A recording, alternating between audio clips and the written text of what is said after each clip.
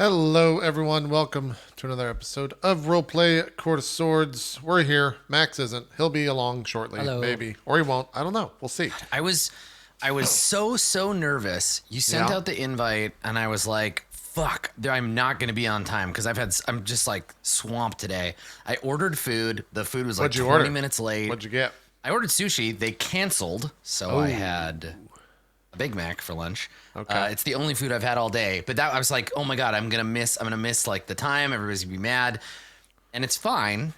It's fine because I did better than Max. Yeah, so I'm okay. No, you're fine. You're perfectly on time. It's good.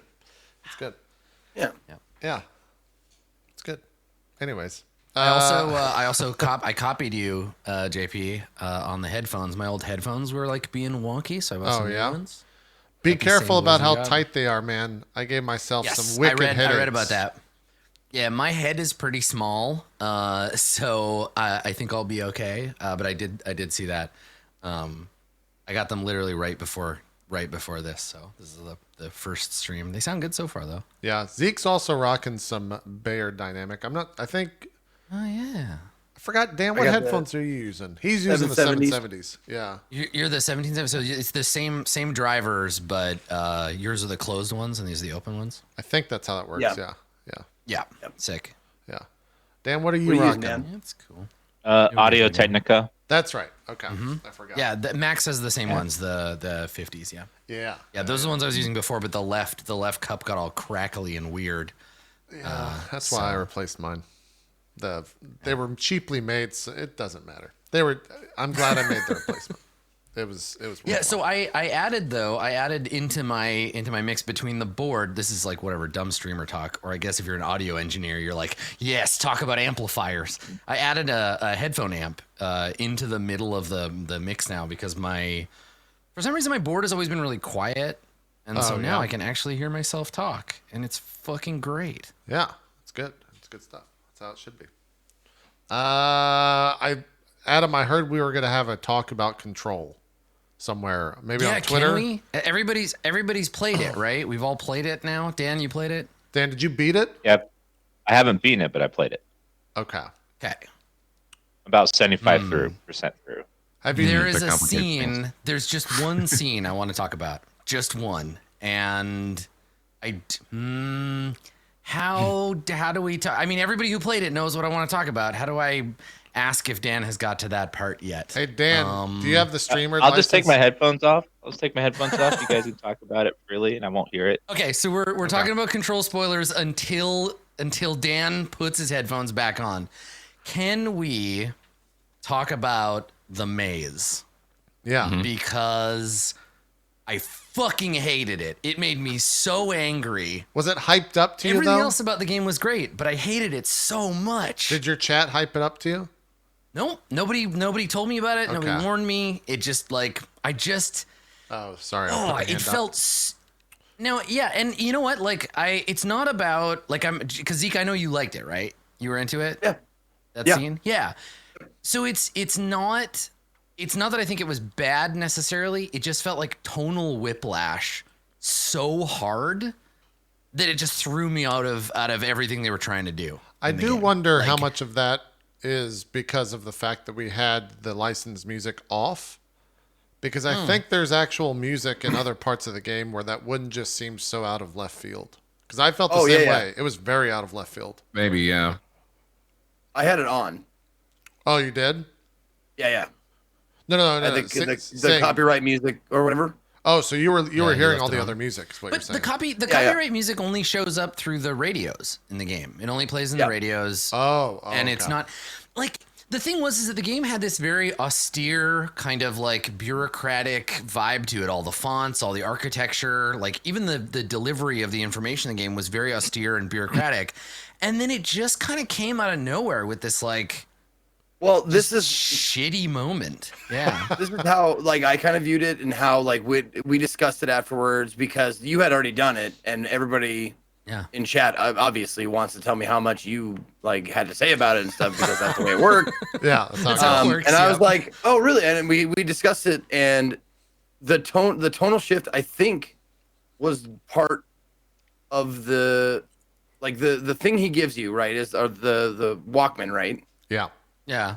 It's supposed to guide you through the thing, right? And that's what, like, it seemed like story-wise, that's the reason why it Well, I was get so what they were out of trying to place do, and jarring. Yeah. And like not jarring, but like it was not, didn't match the tone. It's because the thing is built to deceive you and you know, it's a maze and stuff. And this is supposed to, like, you know, block out all the, you know, confusion and shit like that, or like, you know, whatever. Like but take you out of it. Yeah. I get what they were trying to do. I just felt like somebody on the dev team was like, this is going to be really cool and everyone's going to like it. And it started and I was like, I'm embarrassed for you. But like, everyone else liked not it, at though, all Adam. cool. I don't understand. So And what's you're funny the is that outlier, not everyone else. Chat jumped on me because they were like, you just don't like the music. And I'm like, motherfucker, I live heavy metal. This just sucks. It really like, it threw me off.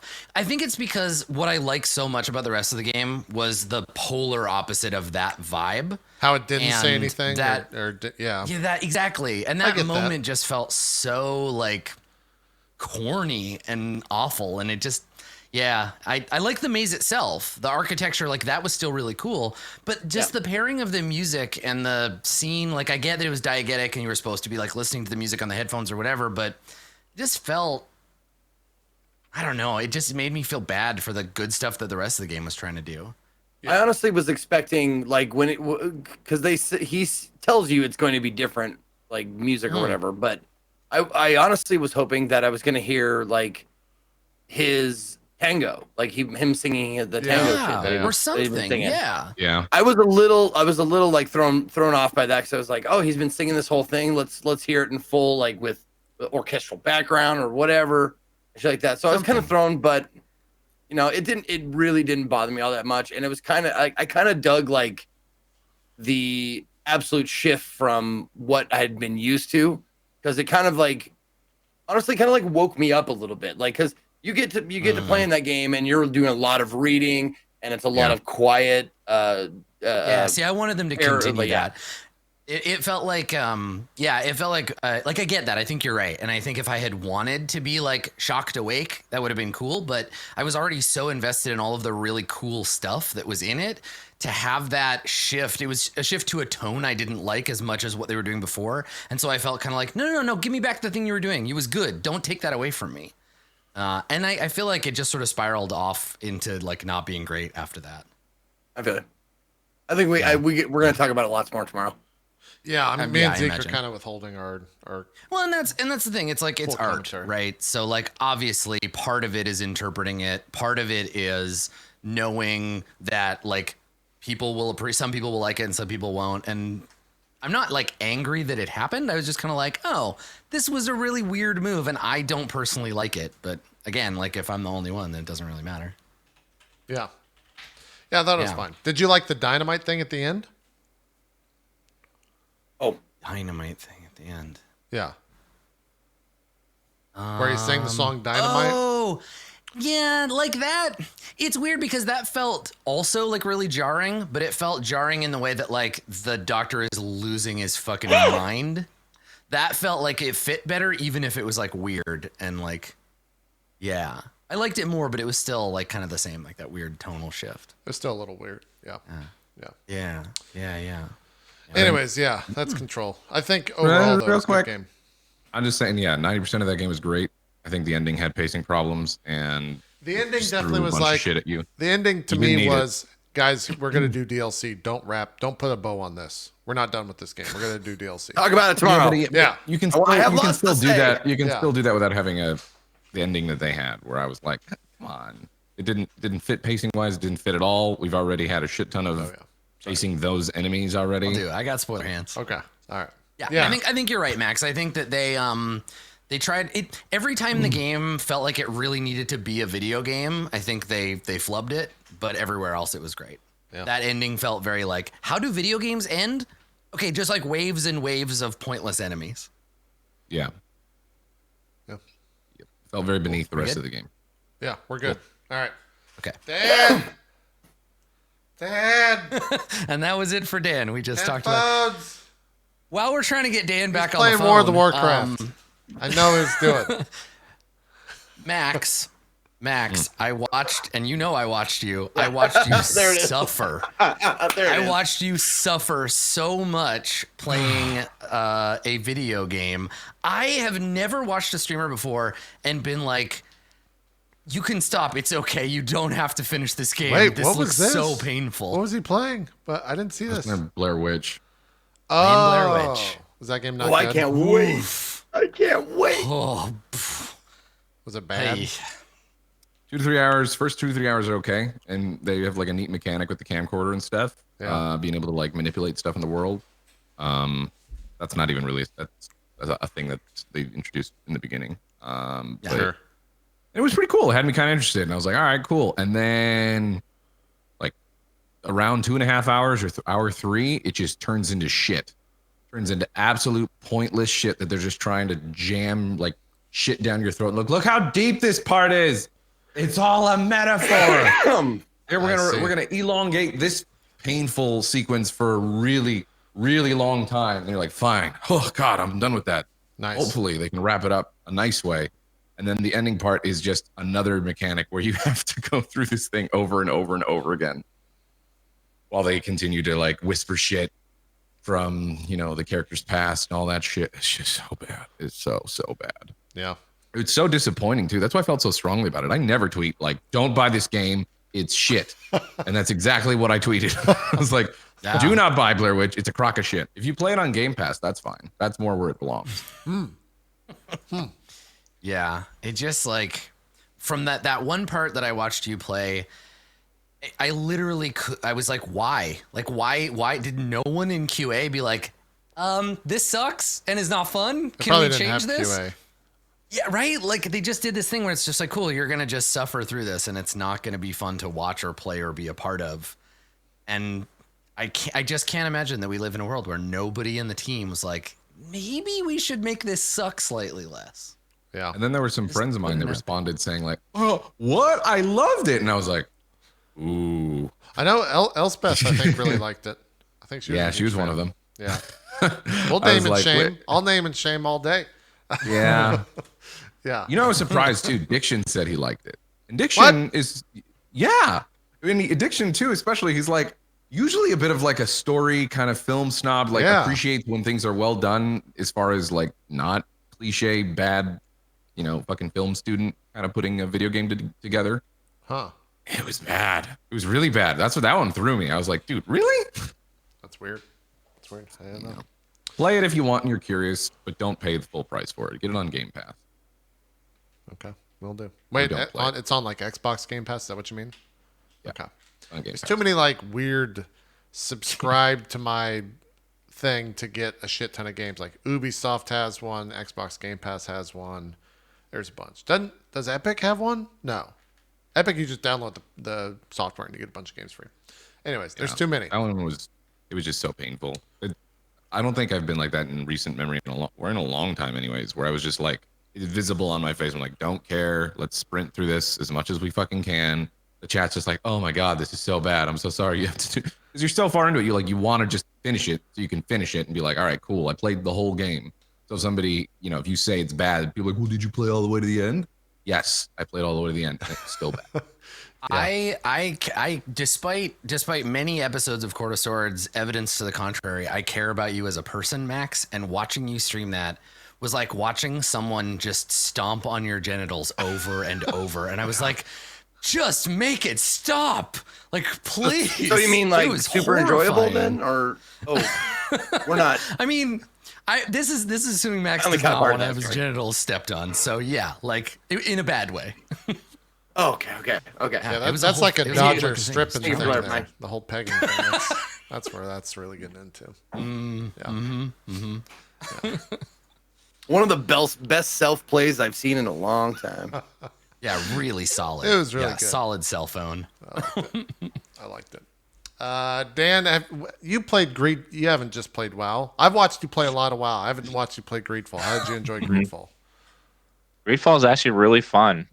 It's Cool. kind of like a mix of Witcher with like old BioWare games with lots of talking to NPCs and stuff. Yeah.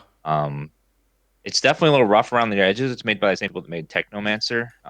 That game was a little shaky, but this one's way better. I like the environment, and the storytelling is like mostly about like you are the colonists settling on this island that already has natives on it, and it's like interacting these. You're sort of like England interacting with the Native Americans back in the past. It's kind of like a lot of allegories to that. Yeah. That's going on. That is a really So it's good like, euphemism for that. yeah, Interacting with the indigenous people of North America. I mean, they Yep. make pretty shitty Even- comments the entire, like in the first couple hours I played, they made shitty comments like that at him the entire time. Like, Yeah. let's go win the natives over. Which really means let's go murder them. Yeah. Interacting.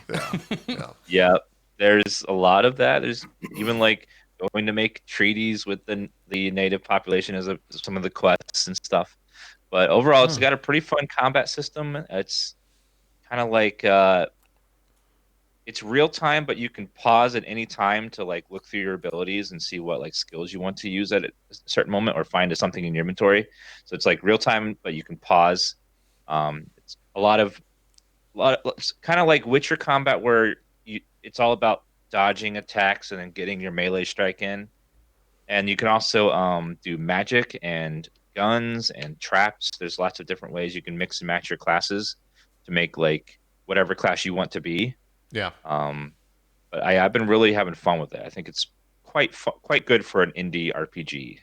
It's not up up the Witcher level, but it's like it'll scratch that itch if you're looking for something similar to Witcher 3. Yeah. Yeah, I would agree. I also think the game is very, for whatever reason, it's one of the prettier games I've seen in a pretty long time. Like, they nailed the Yeah, outdoor graphic. environments. They're really good looking. Yeah, like some of the textures on rocks and stuff outside are just some of the best I've seen in games. Yeah. It's really good. Good skyboxes. Even though you can't fully look up, which is maybe how they tricked the skybox in terms of FOV, but yeah. It's impressive looking. It was probably the oddest thing.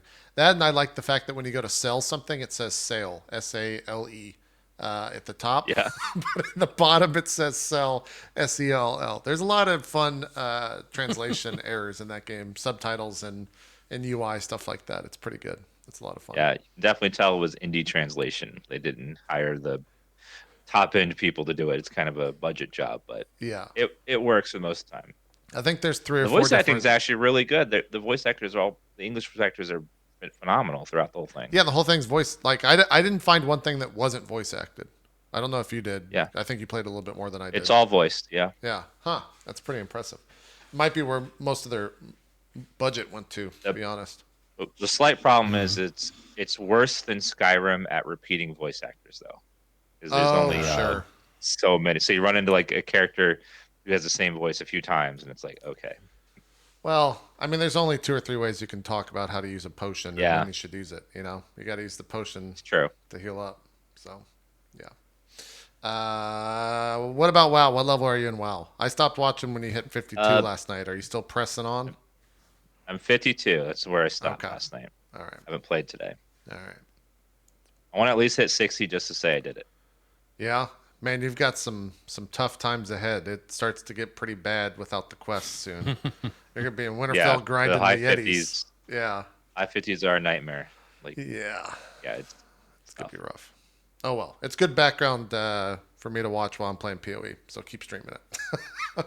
Yeah. I'll keep playing PoE. That's why I'm skipping PoE this season, because like I don't need 2 grind games in my life right now. Yeah, One's enough right now. PoE's been weird this league. I don't. Have you seen anything on it? Do you know what the mechanic is? I heard something about tower defense. That's all I know. It's basically tower defense, but if the first level was the last level. Does that make sense? Like, Oh, it goes 0 to 100. There's no in between. And so yeah. if you get a blight map, which is a map where it's full on tower defense, there's like, I don't know, 20 towers, and they're just spawning like hundreds and hundreds and hundreds of mobs all at once. And they have like 3 to 10 times the amount of HP as normal mobs. And so sometimes the game will just crash. I think the patch fixed a little bit of it last night, but I definitely did a map where there was too many mobs on the screen and it just crashed the server. Yeah. My theory with the way PoE is doing it is they're going to do the same thing they did with 3.5, where all of the stuff now is being beta tested for them to put it into 4.0 into some sort of package form. Yeah. So I think I'll be able to play this league later, but in a more polished state. Like the difference between Beast Capture originally and then the 3.5 version. Probably. So that's my hope. They added a lot. I mean, you have a second hotbar now. Oh, nice. So you just take control and there's an entire second hotbar, which is kind of nuts. What else did they kind of changed necromancers and summoners and all that stuff? I don't know if there's I've heard summoners are super buffed. Oh, and then now when you do your dailies, they like go into a pool. And so if you don't do, like if you spawn into a map and say Xana's dailies in that map, it'll just like store it. So then you can just use it you can then go just chain it as many times as you have stored. So I have like 37 Xana missions stored that I can just do 37 times in a row if I wanted. And that has for like... Oh, that's awesome. Bestiary, Delve, all that type of stuff. So they've made some pretty good quality of life stuff. They just need to... I'm hoping the Blight stuff is fixed. But we'll see how it goes. I don't know. They patched last night. I think it is pretty good. So, anyways, that's the PoE and Greedfall talk. Yeah, you were talking about Greedfall, and I zoned out for a second. Then I was like, I tuned back in. I'm like, fuck, they're talking about Path of Exile, whatever. Yeah. Dan's the only one I can talk to about it. No one else plays it. I get it. I need my friends to all play Path. Maybe 4.0. Maybe that's when everyone jumps in. We'll get everyone to play. Maybe I'll try it one day. I don't know. It feels like it's too far gone for me to get into it now. Maybe. I feel the same way. I played it. It's a lot of time. I played it a little bit a long time ago, and then I tried to get into it again. And I even had a friend like walking me through, kind of figuring it out. And we played for a few hours. Into the end of it, I was like, I see why people like this. I see the ways in which it is well designed, but it is not for me. But thank you for showing me. Yeah. I was very thankful, but I was like, it's cool. I'll just watch. I watched JP. I watched you play it for a little while. I had no fucking clue what was going on, but it seemed like you were digging it. So that's because you don't know what's going on at the high end unless you've actually played before. It just looks like a fucking confetti mess on the screen because everything's going crazy.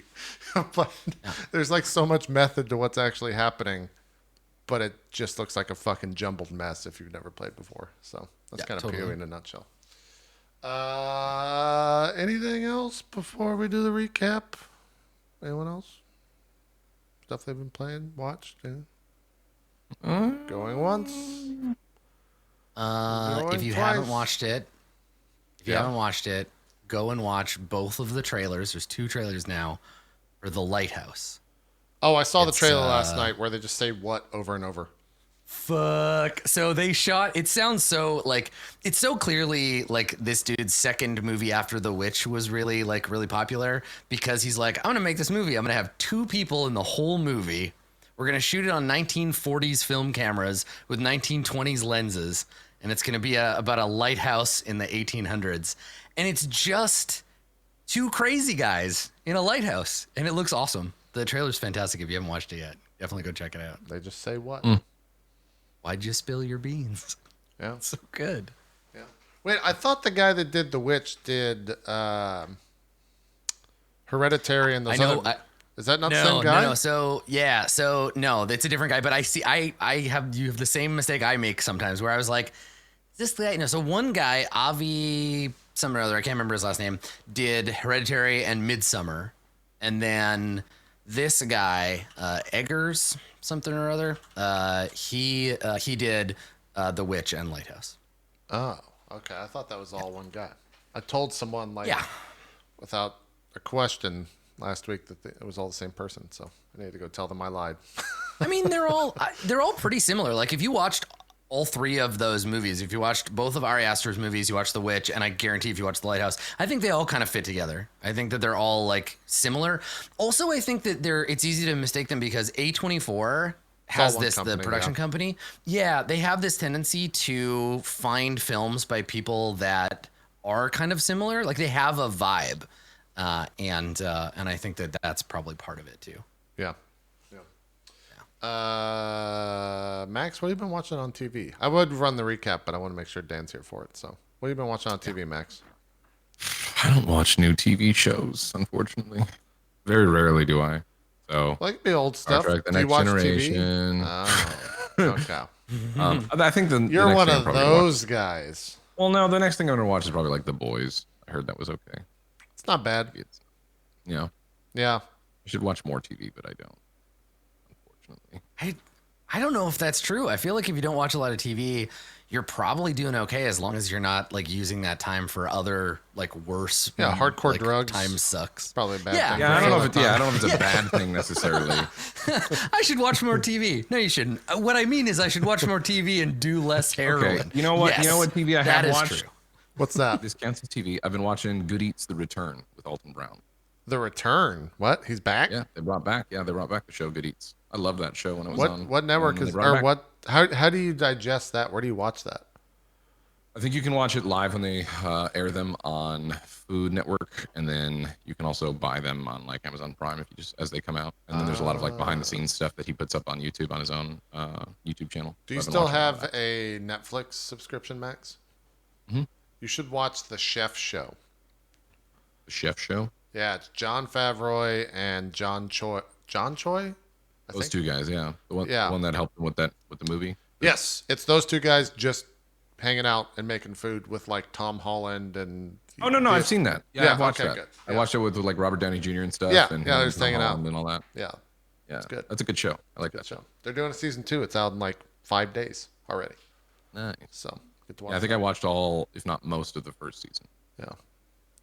Cool. Cool. All right, Dan, what'd you get from McDonald's before we do the break? McNuggets and fries. What type of sauce? Hot mustard. Hot mustard.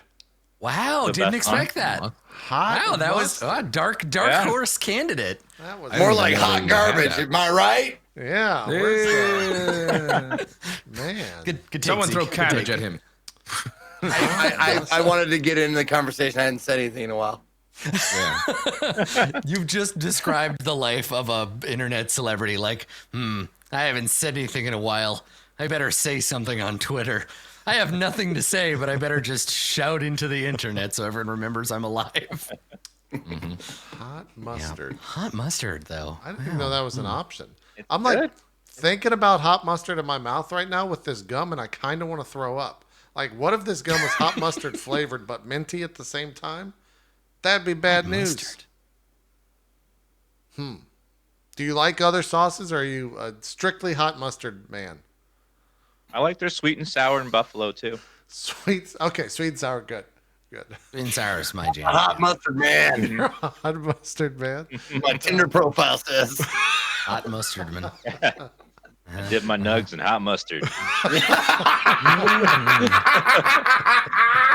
You said the Oh my thing. god! I brave. wish I could high five you're you a so brave- hard right now.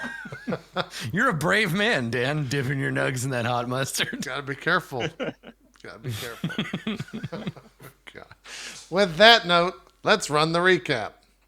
Previously on Court of Swords, the party descends into the etched stairway below the ranch, observing as they go the crawling images on the wall of some ancient people preparing to battle an unknown foe.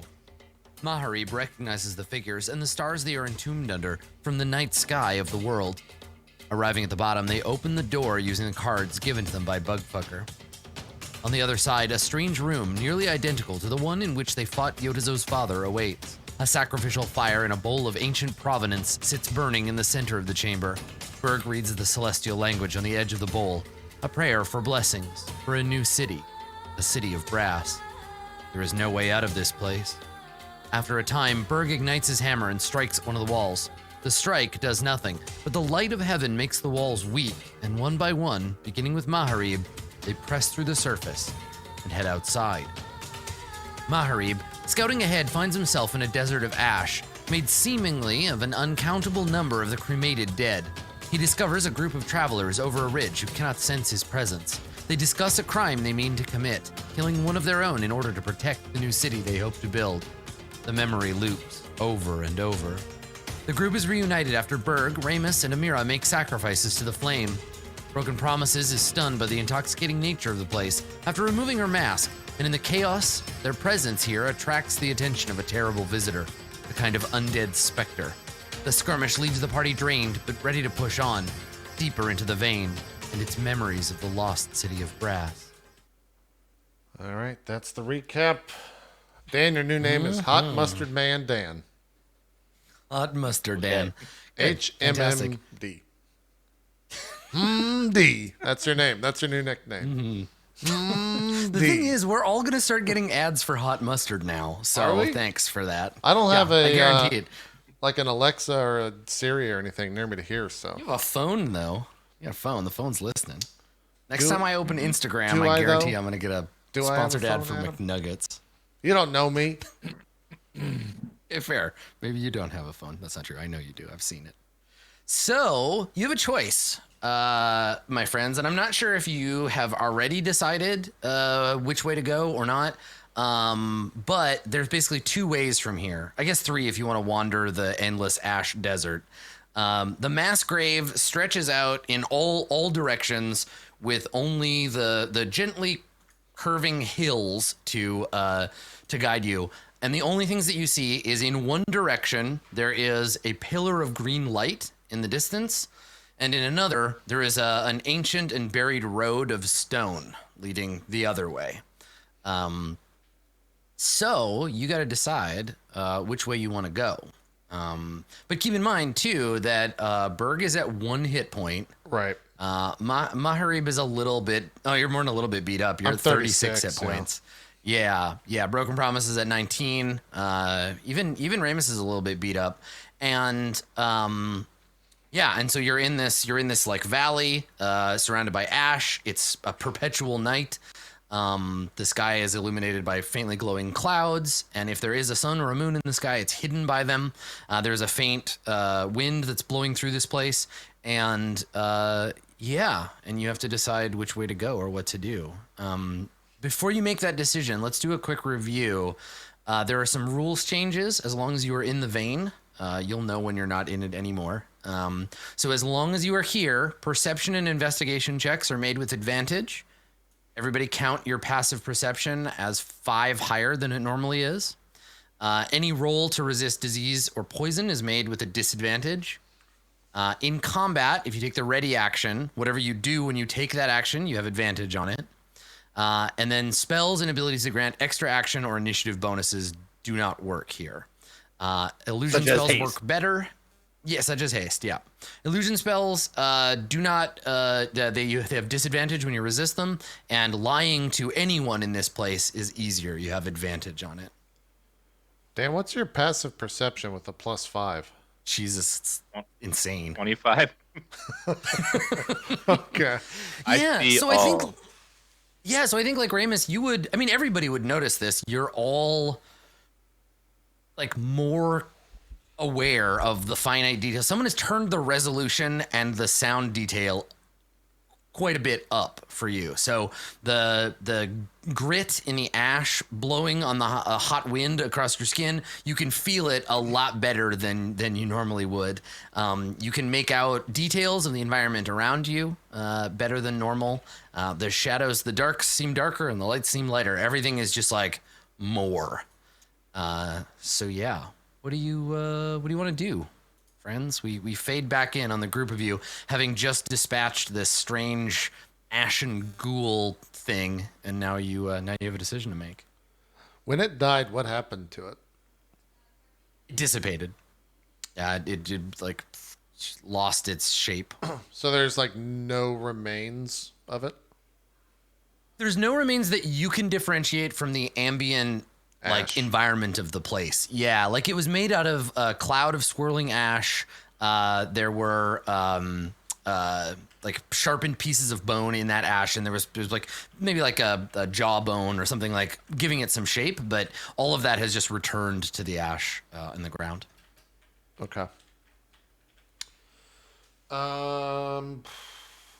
Do we have any idea how far away that pillar is? But no, because we're not at a high vantage point, right? Yeah, and like you can't see the base of the pillar. You just see it growing from either from the sky down or from the earth up. And it's, again, you're in this like mostly flat environment with no real landmarks, so it's hard to tell how far away anything is. Scale is difficult.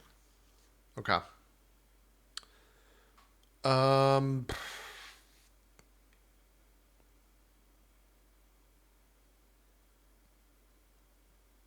Y'all look super injured. Do you need a rest?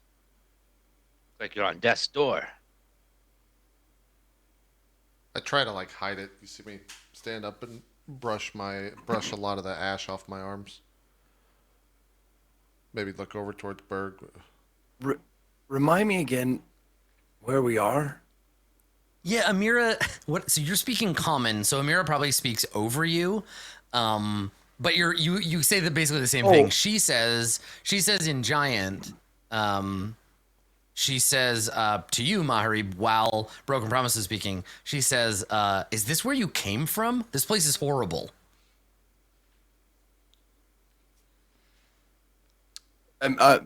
She's speaking to Maharib. Yeah, she's speaking giant, which means she's speaking to Oh, Maharib. okay, gotcha. Yeah, you don't understand what she says, but she didn't understand you either.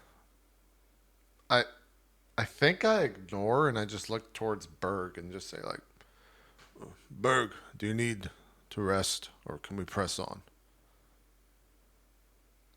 I should rest. Feel weak.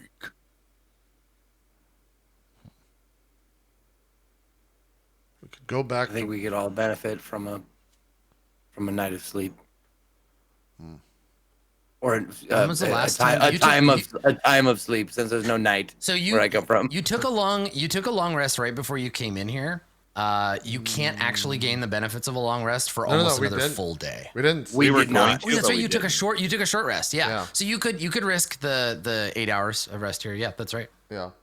Okay. That's right. I thought you decided to take a long one, but no, you didn't. Well, you made it like maybe the hole will close up and you won't ever get back in there. Yeah. Like shit. I remember. Okay, we'll go. Mm-hmm. Who Who knows? Could be your only time to try. I mean, it's not all the time that you want to get 4 people in the same hole at the same time, right, Dan? it's true. When he says, not when he says that, but when Berg says that he's feeling bad, Adam, I like head on a swivel. Do I see any caves or anything like that to where we can actually take refuge? No. Okay. I think I'll finally turn to Amira and say in Infernal and just, no, we're not from here. This is between the two places or something. I'm not sure. We're trying to figure that out. Berg wants to rest, so I think we're going to try to find some place. Well, if Berg wants Just to nods. rest, then we rest. I kind of look at you as if I don't know how you understood that, but we'll just let it go. So yeah, okay. So everybody kind of looks to Berg because you're obviously like the most fucked up by the battle that you were in. So Yeah. I'm with you, Berg. I would vote sleep, vote rest. I'm tapped out. I feel exhausted. Being tired and worn out. Not new to me. This is different. I physically feel weaker. I won't be able to be me. And we don't know what we face. We should rest. You like see him like kind of falter and like almost fall to the ground. Like, but he catches himself like on his knee. yeah, I think Amira like doesn't understand you, but she sees you kind of like stumble and she reaches out and like takes your arm. And she has a concerned look on her face. You don't need to be able to communicate with her to know she's worried about you. And her feeling worried about you means she turns and looks at Maharib like if Berg can't hack it, like this is a bad place to be. I say an infernal to Amira. I'm sure you just by looking at Berg, you can probably tell what he's saying. We are exhausted. Do you agree that we should rest? You're saying this to Amira? Yeah. It's hard. So this is the thing. It's hard communicating things like friendship, like anything positive, it's hard communicating that in Infernal because you have to talk around it. Because Infernal doesn't have a lot of like positive reinforcing words. Your vocabulary is like kind of cut off. Sure. So she basically says something to the effect of, if Berg falls, the rest of us fall. The prudent choice is to wait. But she looks around. I don't trust this place.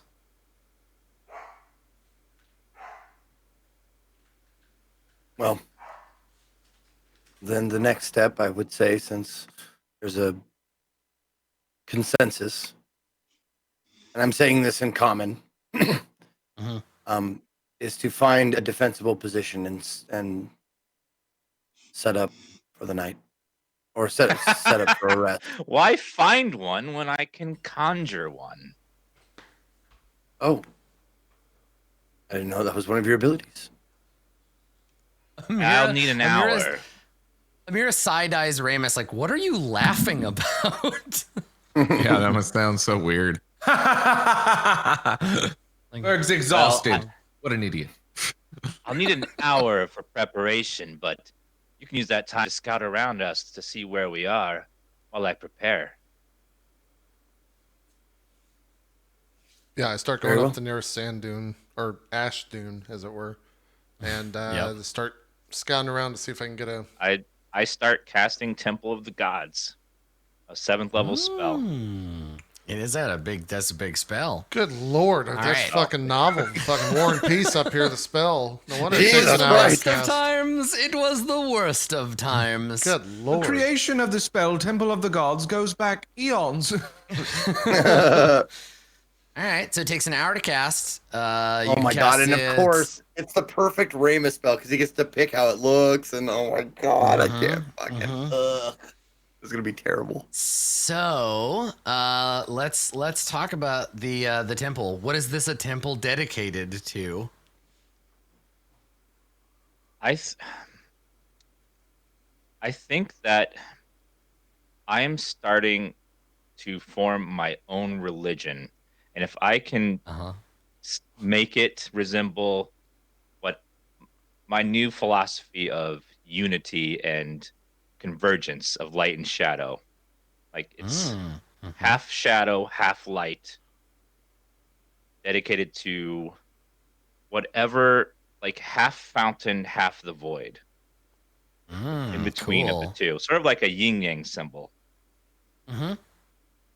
Yeah, and this is the perfect place for it, right? Like you're in between those worlds, if what Maharib says is true. So when you conjure the Temple of the God, it says shimmer into existence, but like, does it emerge from the ash? Does it like fade in like we're seeing a mirage? Like what is its appearance? I think clouds form on the sky, and there's lightning bolts that are striking the ash, which is throwing it into the air, and from the cloud of ash, this building starts to appear, and as the dust starts to settle, where it was, you can start seeing the outline of a great building, with huge doors. One's white, the other's black, and just like right down this, it's almost like in Oblivion, the Shivering Isles, you'll see where half the temple is to shadow and half is to light. Right down the center. Rad. And this takes an hour. It's like a weird magical storm that takes an hour to like build the temple to Ramus's new religion. That's awesome. Okay. So that that happens over the course of the summoning. And what we'll want to do at some point, like we don't have to worry about it right now because you're summoning this to like stay in and rest, but eventually we'll want to like work out the floor plan for this temple and and kind of figure like what it actually looks like because it lasts for a full day. So and then eventually you might want to make it permanent. One of my favorite things, the last sentence of the spell is casting the spell in the same spot every day for a year makes this effect permanent. Yep. Yeah. Yeah, permanently creates it. So the temple itself is magical. So you need to choose one or more of the following: celestials, elementals, fae, fiends, or undead. If a creature of the chosen type attempts to enter the temple, it must make a charisma saving throw. On a failed save, it can't enter the temple for 24 hours. Even if it can, it's hindered there. Any attack roll, ability check, or saving throw subtracts a d4. It's basically under the effects of the Bane spell. In addition, sensors created by the divination spells can't appear within it. You can hide in it or hide other people in it. Creatures within can't be targeted by divination spells. And whenever anyone in the temple regains hit points, they regain an additional amount of hit points equal to your wisdom modifier. Pretty fucking cool. It's Yeah, literally like, I guess we would try to figure out together, me and Broke Promises, what we think the type of creature we just fought was. Like, was undead or... So I know, like, try to block you consult that type with of creature. you consult with Broken Promises. Yeah. Okay. Yeah.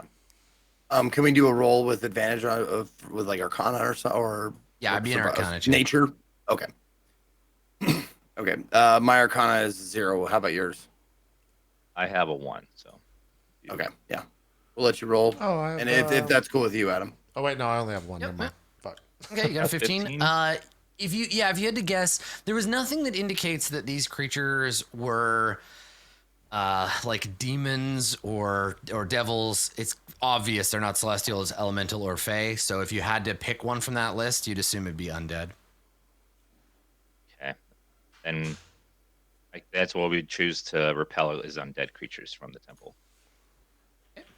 Well, and that's kind of strange to me. Like, would I know undead? Like, is undead a thing? If Ramus were to describe to you, because like, how would you describe something that's undead, right? Like, it died, but it didn't die all the way. It came back. Right. You'd be like, yeah, that's how it works. So the idea of Right. undeath is as alien to you as the idea of death. Okay. Let me and I don't RP think- this out yeah. with Dan. Okay. Yeah.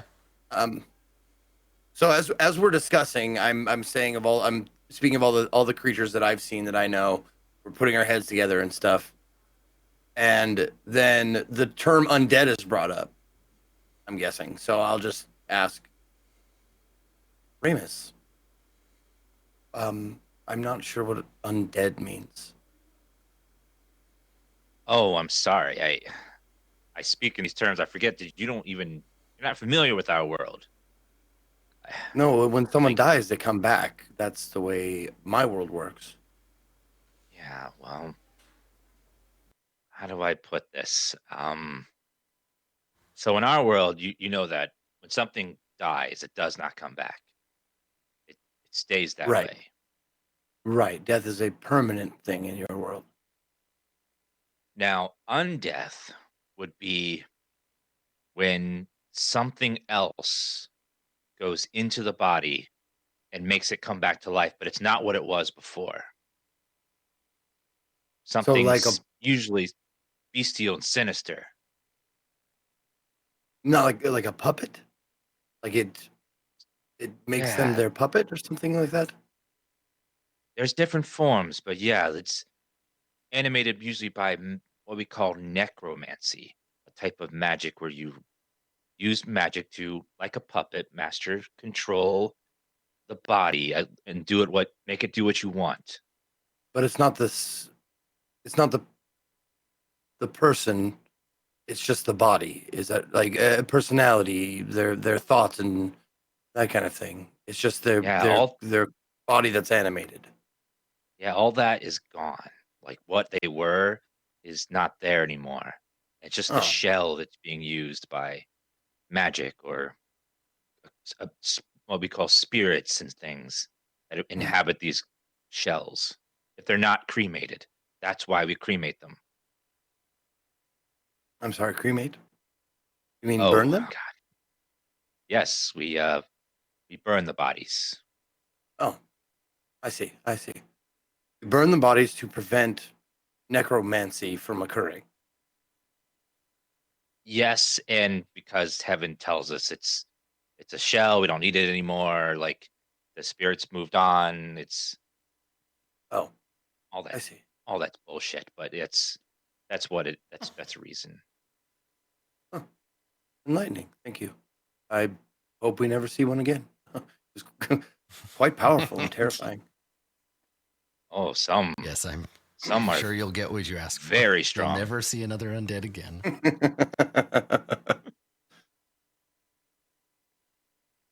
So while an hour is passing, right? So Broken Promises has had this conversation with Ramus to help guide Ramus towards building this thing. And while this is going on, Maharib, Amira, Berg, what are you up to? I think as soon as he starts building the temple, I go up and try to find the best vantage point that's still within earshot and eyesight of the group, and just try to survey what I see. Okay. There's a moment where the three of you are down in the little valley. Do you just walk off? Do you just like I'm gonna go check it out? Yeah, like Ramus says, go and scout out around. I just start walking up one of the hills. Okay. Amira looks at you as if trying to decide if she wants to follow you, and then she just says, "Don't go far," like quietly in Giant. And then she turns back and starts walking over to Berg. Okay. So you head up the thing. So Berg, what are you doing when Amira comes over to you? Well, Berg walked slightly over to that like rock formation right there where I put him, and just slouched against it. So she walks up to Amira. I guess he like takes him a second to realize someone's there, probably because it's like sandy and dusty too, and he's just out of it. Yeah. He just looks up at her. Doesn't say anything. Yeah. So she walks over and she sort of folds her arms over her chest and she looks down at you. She kind of like cocks her head sideways a little bit. Like squints at you. What?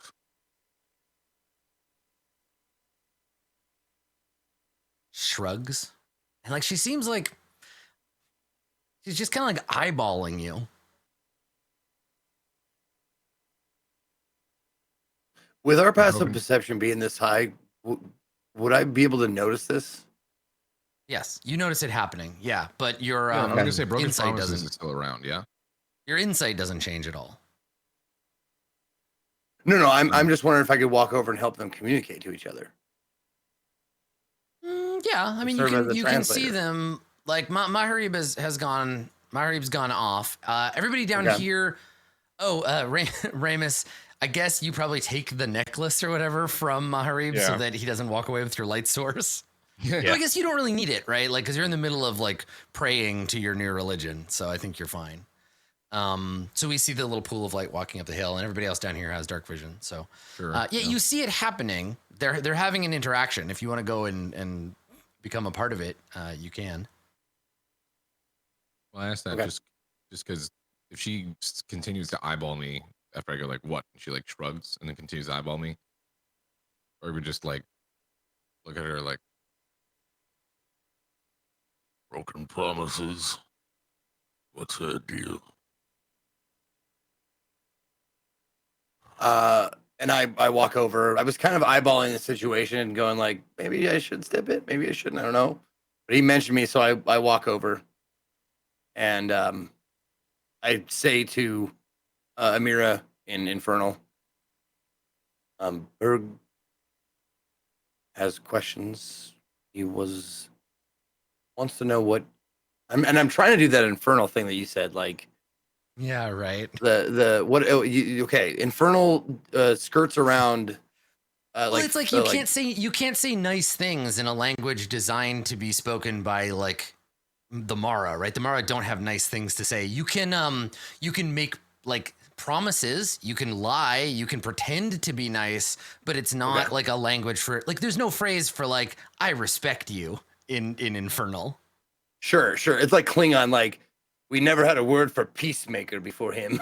Yeah, right, exactly. Yeah, totally. All right, so I walk up. Berg would like to know what you want. She answers in Infernal, and she says, I don't want anything.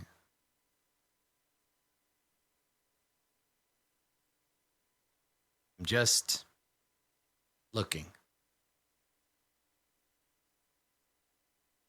And I say in common, I think she's just curious about you, Berg. She just wanted to look at you. You're not something that she sees all the time, I'd imagine. So, Not used to seeing me like what? Like this? Weak? Pathetic? Sad? no. He like hits some of the sand away, like frustrated. I turn to Amira and Infernal. He is angry with himself for being hurt. She looks at you confused and she's like, that's stupid. Why? It's not his fault. He didn't fail. He is always strong, and strong people do not like to be weak. No one is always strong. That's foolish. Everyone has to rest, sleep, regain strength. I translate not even that. Yeah, so she waits and she like kind of rolls her I eyes. translate that much, Fine, Berg. Tell him everything I'm saying.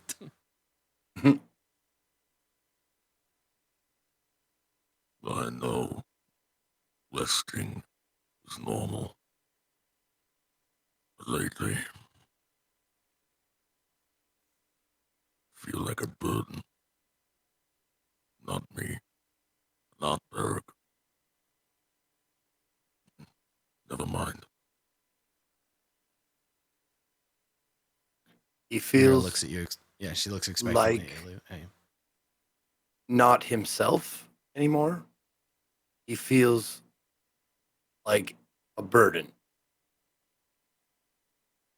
And I don't agree with that. She looks at you as if she's just kind of like had a thought. And then she says to you in Infernal, go away. Berg, she's asked me to leave. I'll leave you two alone. And I walk away. Okay, so you walk away. So she stands there for a second as if kind of like, you can see her working through something in her head, Berg. Do you say anything or you just kind of like sit there? No, I just kind of sit there because you can't say anything. So she crouches down. Not very. I mean, she's almost as tall as you. You're both pretty big. She's way bigger than she used to be. She crouches down a little bit and she looks at you. And in common, she says, Berg, not weakness. Protecting friends, and she points it at Maharib. Strength. You have. She like grabs your arm.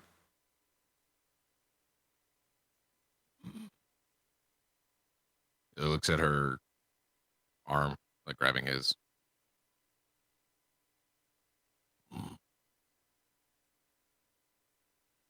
Thank you. She stands up. She like, let's go. Stands up and nods, and she says, "Rest." And then she her body language changes. She puts her arms or folds her arms over her chest again, and kind of like puffs her chest up a little bit, and like looks around, like, "You chill. I'll keep an eye on you. Don't worry." Okay. Now, cool. So Maharib, we cut back to you as you ascend the dunes of ash, and you get up to the top of kind of the nearest one. It's about as high as any of these things get. Sure. And in all directions, there's the faint kind of undulations, the faint slaloms of ash, the way that the kind of ever-present hot wind around here has formed them. And as you climb, we get that shot of like your feet digging trenches into the ash. And near one, we see the top part, like the eye socket of a human skull as you walk past it, and the ash kind of like blows past. So you get up to the top and you look around, and again that faint column of light off in the distance, and then in the other direction, the road. What are you looking for up here? Why did you come up here? One, I just wanted to try to figure out the lay of the land, and two, I wanted to try to figure out to see if this place has like weather, or if it's just a dull, mundane, for lack of a better word, like void. So like, That makes sense. hold up ash and like let it go to see if it just drops, or if there's a wind that carries it, and if so, which way the wind is blowing, because that might tell me something. That type of stuff. Yeah. Make a survival check. Okay. You're kind of like reading the nature of the place. 23. Okay. All right.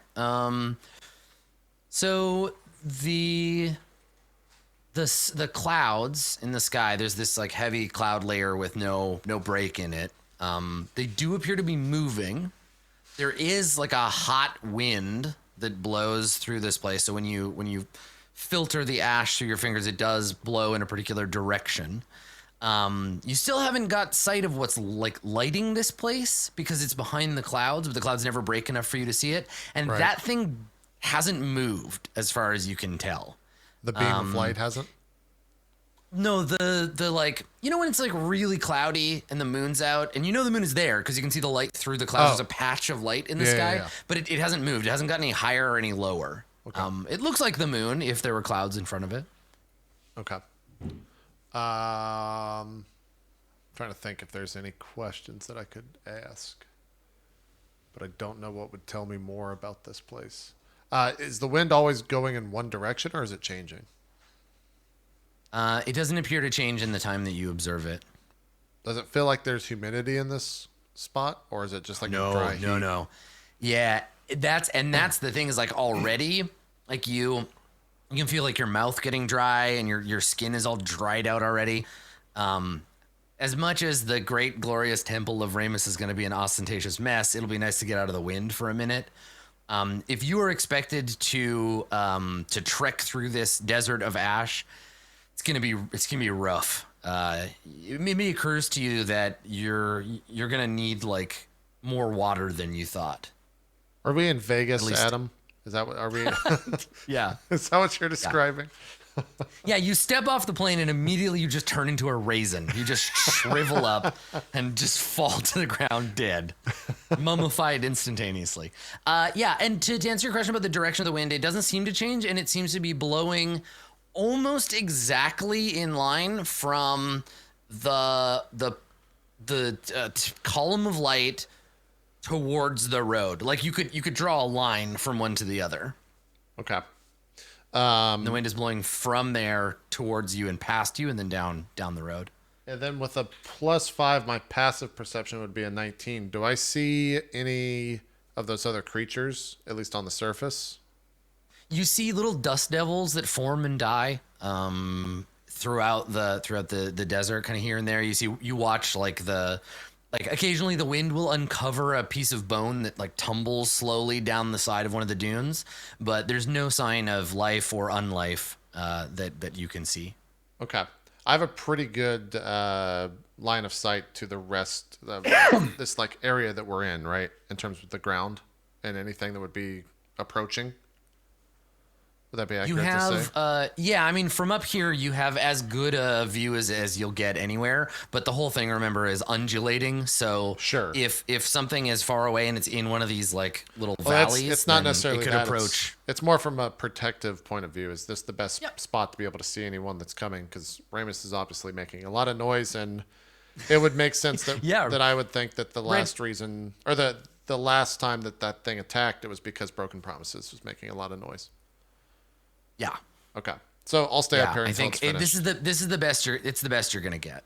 Yep. I'll stay up here until the spell is finished, until the lightning stops, with the hope that if something is approaching another creature, that I could see it before it gets here and point it out and warn the group. Yep.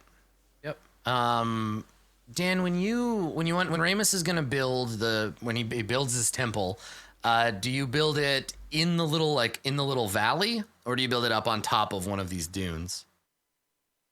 Probably in the valley if it's wide enough. It's gonna be a pretty big. If it doesn't seem like it would fit there, then I would go on top.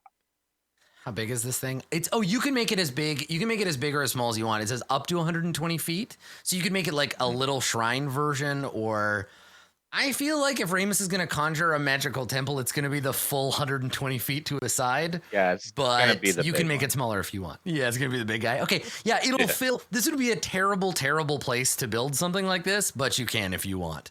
For temporary purposes. Like the dune kind of goes like, like that, and you're down in the bottom, and your temple is going to be like this, basically.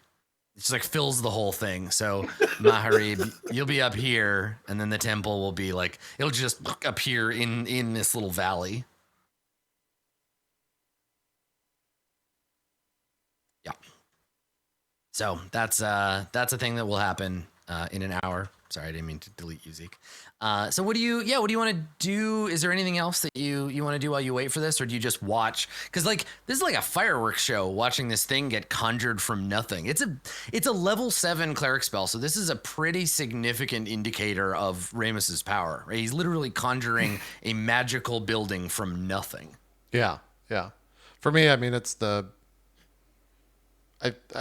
it's definitely the first time I've seen him do anything, and probably the first time I've seen anyone do anything like this. So I'm both up here watching in awe, away from Ramus, not to boost his ego anymore, and also to Smart. Yeah, also to make sure that if anyone else can see this, because this is a very flashy spell that right. that I So know you're that watching they're to see if. Yeah, see if anybody like notices and comes to investigate. Okay. Yep. All right. Make that perception check with advantage. To kind of scope the place out. Crit. Nice. Okay. All right. As far as you can tell, there's nobody but you and your friends to watch Ramus construct his mighty temple. Great. And when it's done, it's the only thing around here that has any kind of like true substance, right? It's like a stone building in the middle of a magically depressing desert. And there it is. Now I will say this one final detail about this temple, and Zeke, you'll be interested in this. A disintegrate spell destroys the entire temple instantly. Oh, don't think that I didn't notice that. I absolutely noticed that. I saw that and I went, what a really? What an odd thing for that to include. What? Huh. Well, I'm wondering. It says it says it destroys it instantly. Now I'm wondering if like I walked outside and everybody was sleeping inside, would it just like crumble on them and like crush them? No, I think it would just blow away. You would just annihilate it. Yeah. Okay. And that's true. That's true of the spell. It's also true of the permanent version of the temple. It's like the temple's one weakness, but otherwise it can't be affected. Like magic just bounces off of it. Anti-magic fields don't do it. Like it's a pretty significant magical force thing. And I think the reason is that disintegrate destroys magical force. So, but yeah. Right, so that's a thing you're aware of with this spell when the temple is created. And there it is. It's built at the end of the hour. I think that Amira says to you, seeing this, we all get to watch the temple. We get the big reveal, the slow pan up its mighty edifice. Amira leans over to you, Broken Promises. I think the three of you, Berg and her, are watching it construct. And Ramus, what do you look like when you're done? Do you look like tired and sweaty? Do you look like, hey, I'm the best? Like what's Ramus look like when this is done? Because everybody's watching this. I think that I'm just like, holy shit, it worked. Because I've never done it before. I've heard the spell. I never had the power. I'm just like, I'm sitting there just like, oh my God, I did it. Go me. Like in my head. I turn around like with just pure confidence. Ha ha! I told you I would conjure you a place to stay. Well, I never had a doubt that you could do it, but this is impressive. And as you look up on the temple, there's two giant statues, one of an idolized version of Berg with lights pouring all over him, and another with idolized version of my warrior of shadow Maharib, but a more handsome version. and like behind you are murals of things you have done that were mighty deeds of your past, like Madari fighting the dragon in his breath, and then Berg dying and going to heaven and coming back. Like these things are going to be like stories told from our priest eventually, like your rise to your current level of power. Are these the And last I things like to it. form? These statues? Yeah, I really like it when people make fan art of me and the fan art's more attractive than I am, and I'm like, damn it. Yeah. I wonder what that's like. Yeah. I want to sidle up to Ramus, and after, like, as this like it's gotten finished, and I'm kind of looking at it, and we had just shared a couple of words, and I just look at Ramus and I say, "Well, you have your castle. Now all you need is someone to share it with. Are there 2 thrones in there, or just 1?" Oh my god, I'm gonna make an insight roll for Amira. And I'm obviously like playfully flirting with you. Okay, so you're fine. Like I don't even need to roll. Oh, yeah, it's yeah. obvious. It's I wasn't totally sure on you were the hiding surface. it. Okay. Oh no, So totally on the Amira, surface. Berg, you don't need to understand her language to understand the noise she makes when she sees this happening. Amira just goes, and walks off. Well, my dear, it's a big role, but I don't know how much downtime I will have for such things, but Dalliances. Frivolity. but I have a feeling that your role in this temple, in this religion, will be vital once we get to the other side. You are a symbol unlike any other. You will have great part to play. You will be worshipped. I like the sound of that. But who will they worship? I need a name. A godly name, don't you think? Indeed. But you'll get it once your story is complete.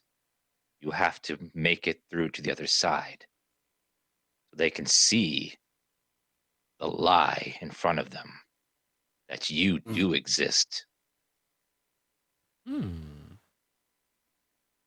I like you, Ramus Krill. I like the way you think. Stick with me and we'll go far, kid. I shall. Now, shall we see what the bedrooms look like? To say, you 2 are done. Tell me where I can sleep. You have your own room, my mighty knight. Just like lumbers off.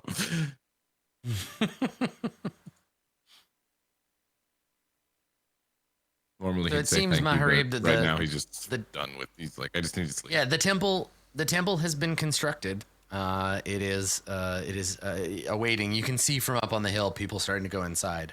Yeah, I'm going to wait just a little bit longer to make sure that no one's approaching still. And then I'll go in after about 30 minutes to an hour. Yeah, so you're just gonna hang out outside. Yeah. Okay. All right. Yeah, I think after a half an hour, 45 minutes, you don't see you don't see anything outside. Nothing being like drawn to this place. Okay. Then I will start to make my way down the hill and into the temple. Maybe somewhat not disgusted, but there's just a eye roll when I see the like statue of myself, the different things on the mural behind walking inside. Now, as far as the rooms go, like, I just want to know, like, these are Ramus's, like, from Ramus's brain. Like, did he construct our rooms to be like how he thinks we would like them and stuff like that? Exactly. Right. Exactly the way that I think you would want it.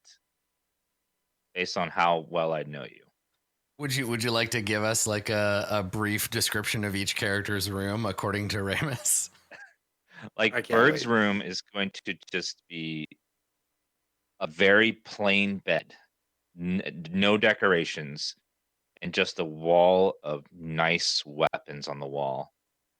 And there will be another black feather on the table for him. Oh, that's nice. Maharibs it's will nice. look. It's nice, except that in 24 hours that feather will disappear. It'll be gone. Yeah, it'll be. It's just an illusion. Yeah. Maharibs will look exactly like a tent from his tribe, like what I think a stone like giant's tent would be like, with a straw bed, not a lot of comforts, just some food and a fire going in the room. There are a bunch Very of plain. goats just bleeding outside, just like making some There's a noises. bunch random of pelts goat in the walks corner. You can just play with the pelts and stuff. Okay, And furs, whatever you play with. great. Whatever you Broken people promises. do, I don't know. Yeah. Broken Promises would be a room with a, a, a mirror with makeup and a changing room with dresses and nightgowns and a little table for you to practice your spells on, and then a nice comfortable bed with a curtain that draws. Yes, I walk in because Berg is probably the first, and I'm not sure. Like he probably just like fucking just face plants on the bed. He walks in. Bert walks in into his room, looks around, nods, sees the feather. Just kind of cracks a little smile to himself, just thinking about the memory of his fallen friend, and then just plops onto the bed like he's out.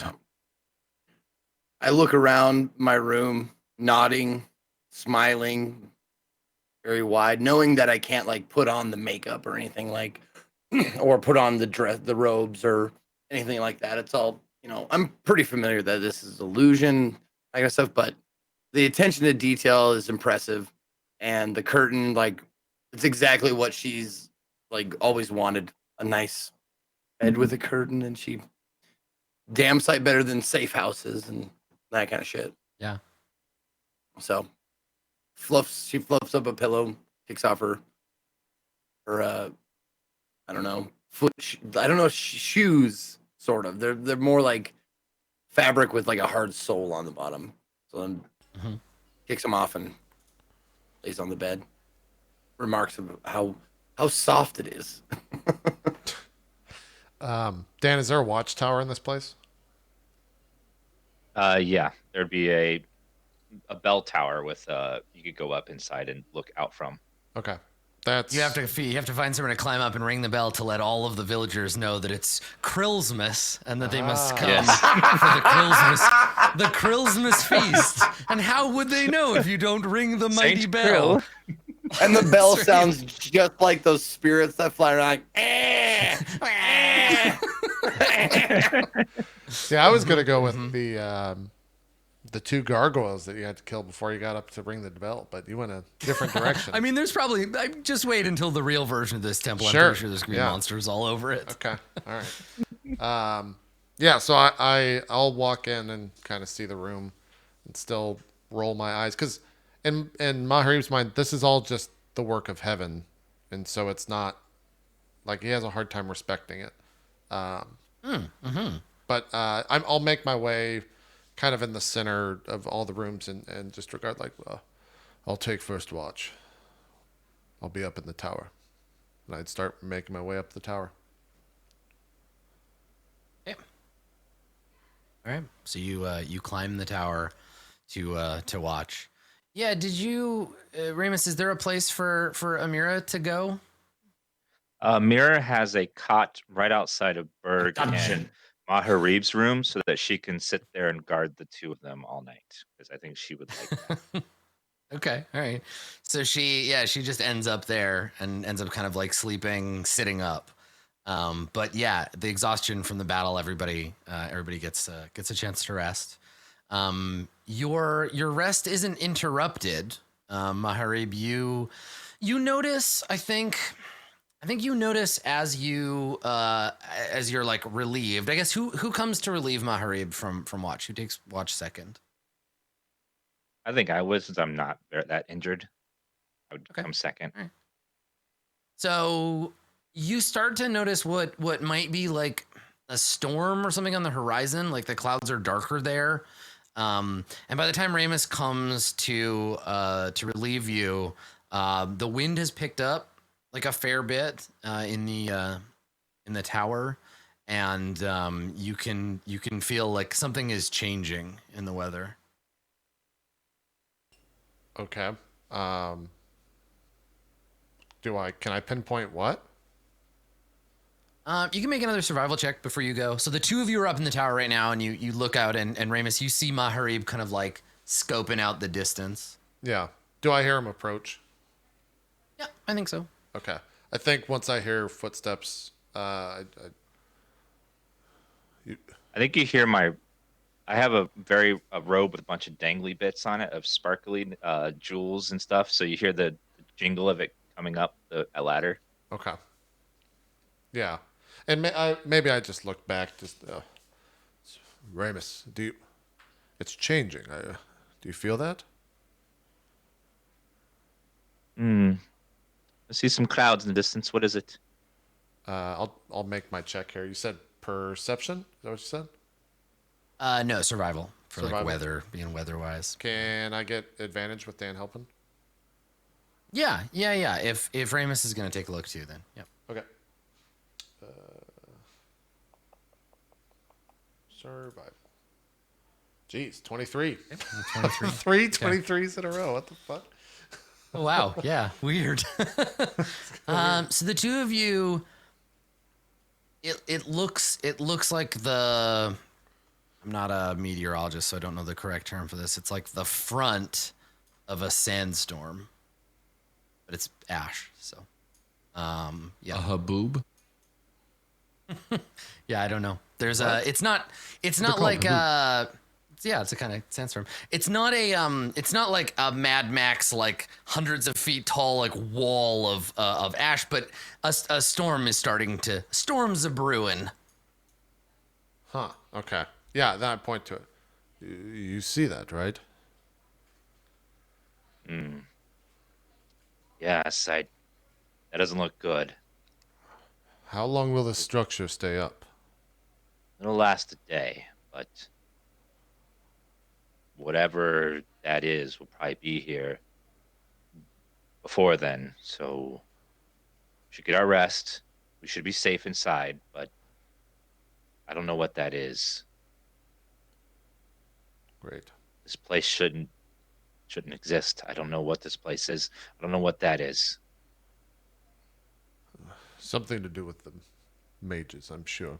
That's why they had that memory down there. Perhaps the one that they killed. This is all they're doing. Their domain or something. I don't know. I have a feeling there's answers here. Answers that would be very valuable if we can learn them while we're here. I don't know if it's worth the risk, though. All right, well, wake me if something else happens. It's been a day. We're almost home. Go get some sleep. Yeah, I walk downstairs. And before you go, I just wanted to say thank you for everything. You've been most helpful. I don't say it enough, but thank you. You saved my life before in that cave, and I owe you. I'm not sure how to react to this. Give me a second. Yeah. I gotta work through this.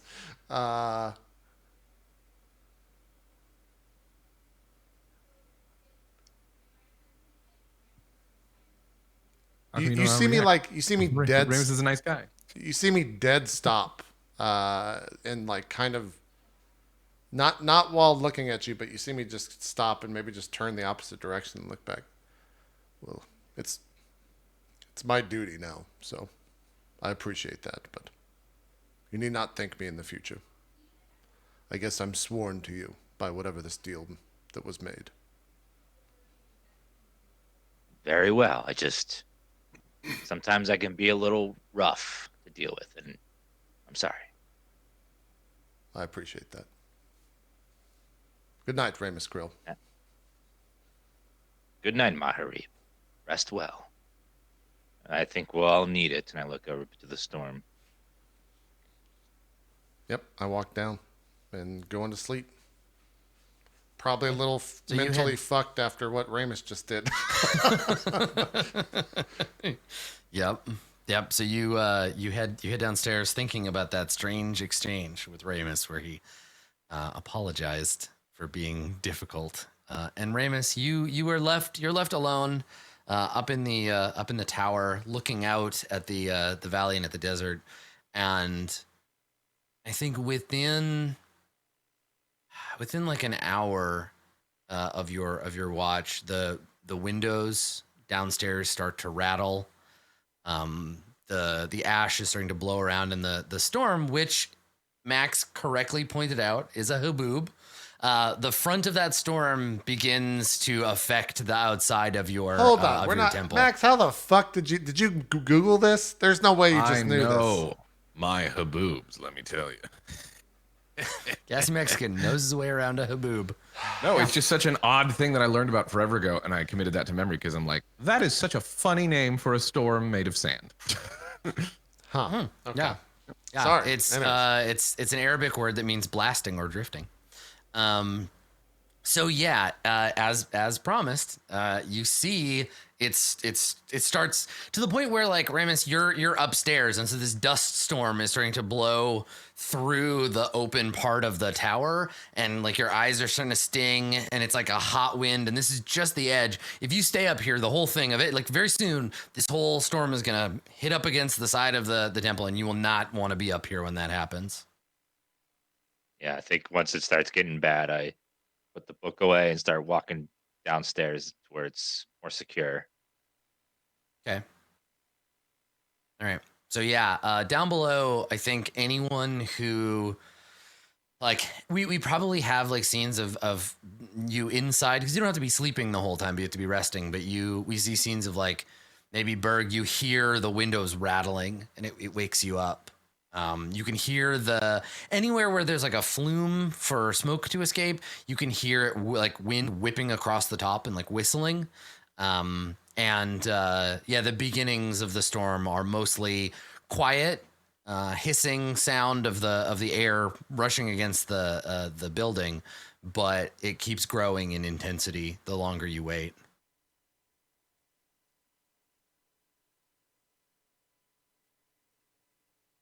Do you want to do anything, or you just want to like hunker down and wait?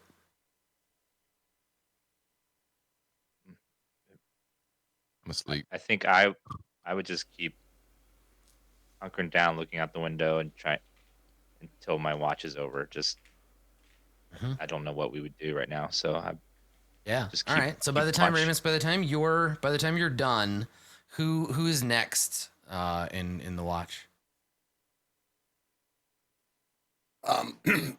Let's see, either Amira or me. Yeah, Did Amira already do a watch? No, she hasn't yet. She's super like she feels fine as far as her HP goes, so I'm guessing it would be her. Yeah,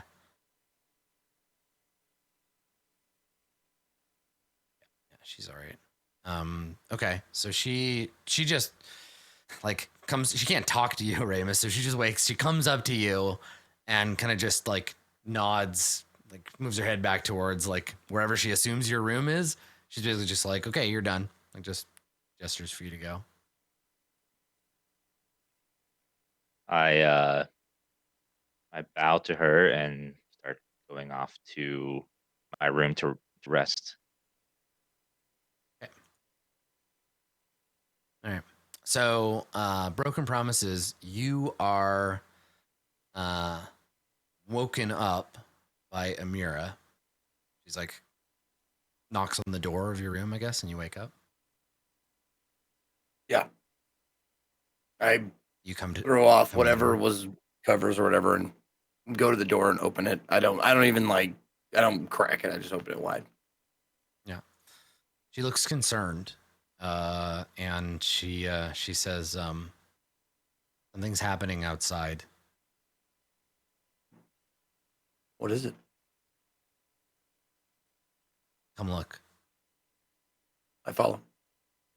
Okay, so she takes you to one of the like outer windows, which is currently covered by like a shutter. There's like glass. I assume these are glass. Like you're a fancy boy. The windows have glass. Yeah. Right? Yeah. Okay. So she brings it over to it, and it's got a shutter in front of it, and she reaches up and she opens the shutters, and you don't see outside. You just see up to like halfway on the window. You see ash, and then above that half is just like swirling wind. Yeah, you're on not the north side, but you're on the column side. And she points and she says, "The wind is burying us." Maybe this place wants us to be forgotten. And I like rub my eyes a little bit.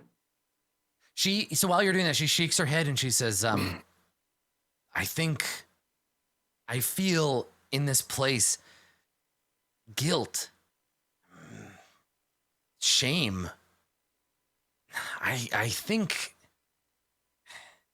it's angry at us. I don't understand why. Do I feel any of those feelings? No. No? I mean, you Okay. probably have your own stuff to feel like shame about, but you don't feel like the desert feels shame. And she makes a face like she knows what she's saying sounds crazy. Like she's just like, don't, like I feel it. I just feel this feeling and I don't know why. You can tell that she's not sure what the deal is either. And if I notice that, I tell her, these feelings that you're feeling are not to be ignored. They are happening and they are real. And they could mean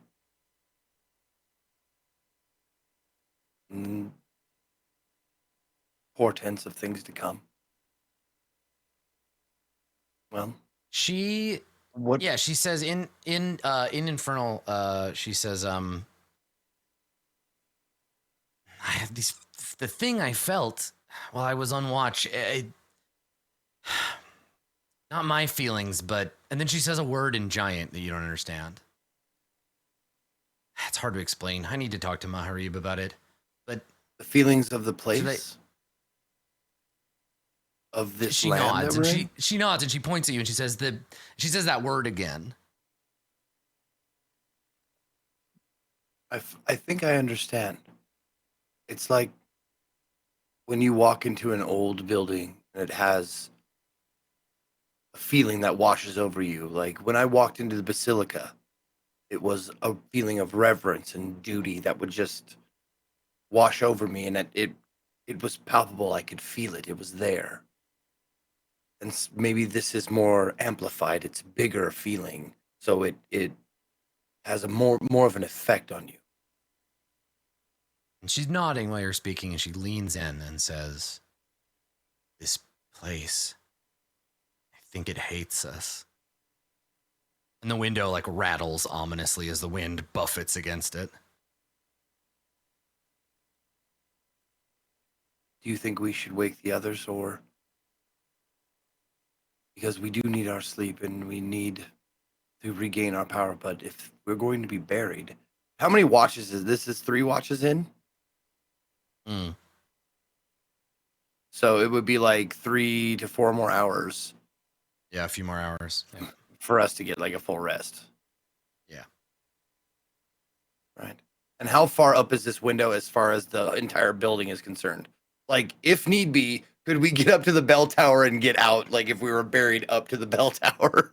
Yeah, for sure. Like the the bottom floor, like if you look, the level of ash is already taller than you are. These are big windows, so.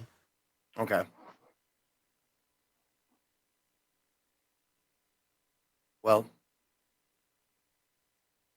this is what I would suggest. It doesn't seem to be happening. I mean, it's quicker than normal, much quicker than normal, but we can gauge, or we can watch it from the tower and see.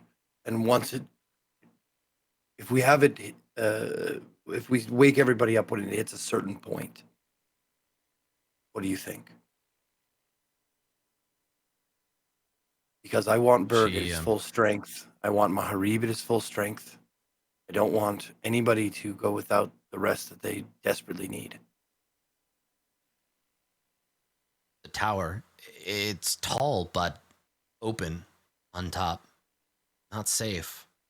This wind, 2 points. I don't think it's healthy for you.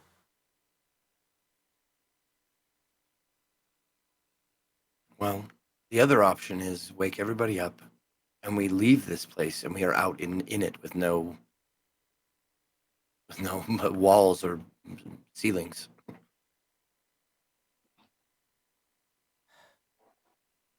She sighs. She looks at the piled up ash and she says, I hope Ramus is a god of digging. I need to rest. I chuckle at that.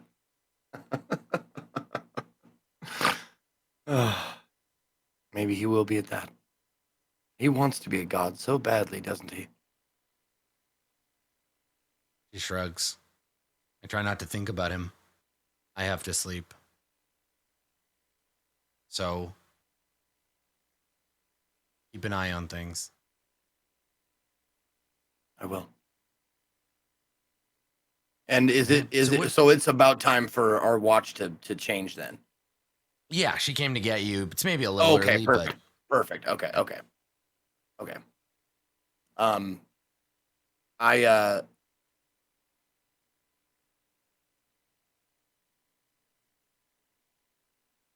I want to try and make my way up to as close to, or excuse me, the highest window I can get to. Okay. And keep a look on the storm as it, buries us alive, I guess.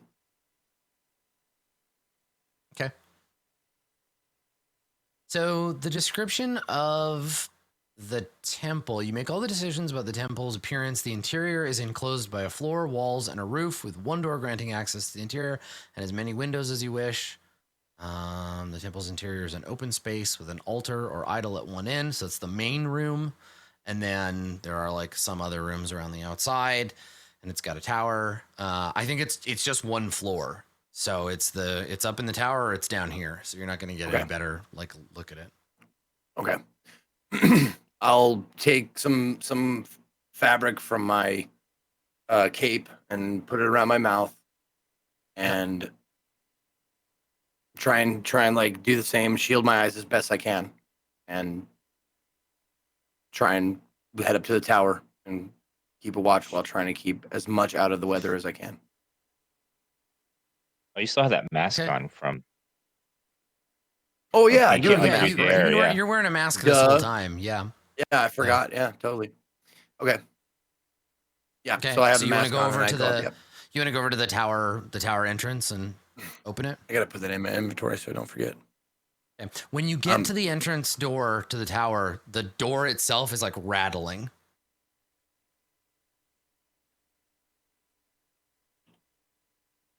Okay. The door to the tower is. Oh, the door itself is rattling. The door that leads you into the tower. Well, fuck! I'm not gonna open it and like let all the fucking dust in. Yeah.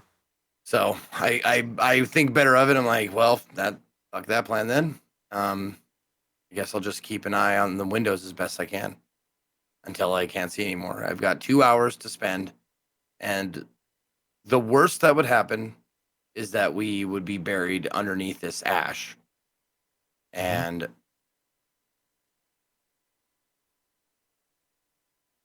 even if I did wake everybody up, What they can can't we fight. do? Yeah. So Yeah, I guess can't I'll fight just the storm. I'll just wait because I want everybody to be at full strength when they get up. Even if if the dust covers the windows, I'll just make a mark.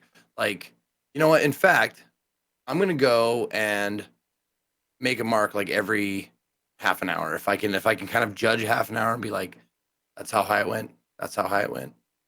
That's how high it went. So you're like marking on the window with like one of the mascara like brushes or like a There you go. like a Yeah. lip pencil.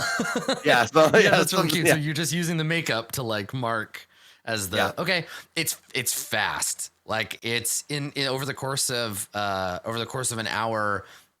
Within a couple of hours, it's too tall for you to reach with like your arm extended and up on your tiptoes. You have to get a stool. And by the time your watch is over, you can't see out the window anymore. You just like it's just a wall of gray like pressing against it. And I think if you look, the window is like bowed in slightly. Okay. Yeah. Okay. All right. And as soon as I feel like it's time and everybody can get up, I will. Mm-hmm. I'll go and rouse everybody. I think I'll go to Ramus first and get him up. Okay. Ramus, I'm sure you know that the dust storm did not subside, and it is now within the last hour. It has gone up past the height of the window, so we're mostly underneath the dust right now. I'm going to go. If you want to get Berg, I don't know how he wakes up or if he's going to throw an axe in my face or something. So I'll let you get Berg. I'll wake up Maharib and let Maharib wake up Amira. And then I leave. Okay. I think I could get Berg. Just get you to come out to in the middle of the hall. There's a long table, like for talking and planning, in the center of the temple that we could all sit at and discuss things. Okay. I just honestly imagine like Raymond's like opening Berg's door and like throwing a book and hitting him in the face. Wake up. Wake up. So everybody's at full hit points. You recover any missing stats from the fight. Like you got your long rest. So you're all good now. Cool. Okay. Yeah, you guys preemptively did. Don't think I didn't see that HP bar. I'm still back. I'm back to 18 strength. It feels so good. Yeah. It does feel good. You wake up feeling great. You're feeling fine. I wake up and I snap the bed in half. I mean, it's just a magical bed, so you probably could. Mm-hmm. Yeah. Don't take this away from him. I said. All right, so you're in the bed. central hall, which is the altar room. This is the main room where one would come to pray, and it's an open space with an idol or altar at one end. What does the altar look like, Ramus? There's two giant flames. One is a flame of light. One is a flame that looks like shadow, but somehow is still emitting light. And then in the center is a table. Oh, it's like the fire of the void, right? Like it's an unheated, like kind of greenish. Okay, yeah, I dig it. And then in the center between them is a pit of fire that you can throw things into to get rid of. Sort of like the temple in the void, where you can sacrifice. Yeah, and it's cool because the tower has these same things, right? We saw that sort of prototype one in the room when you arrived, the room of arrival. So yeah, cool. I like it. Okay, so you see before you this big room where people would come and pray to Ramus's new balanced religion that he's inventing as we play. And and you said there's like a meeting table, like a big table in this room. Yeah, big table in the center for us to talk. Even imagine him running down the street in his bedclothes like Scrooge. Merry Christmas, one and all. Yeah, Saint Ramus comes and gives you presents on Christmas. Unless you've been a bad boy, then he takes your soul. Burn your face. Yeah, there's this table, and I guess Berg, that makes you Krampus. And there are seats along either side. And even here, even in this room in the center of the temple, you can hear faintly and muted in the distance the howling of the storm.